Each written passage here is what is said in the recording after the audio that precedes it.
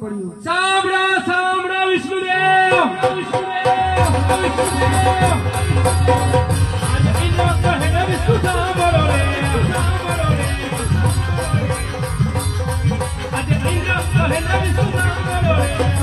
કડમ કડમની કોણે ગોથે માંગે ઇન્દ્ર કોણ રાજ, માંગે ઇન્દ્ર કોણ રાજ.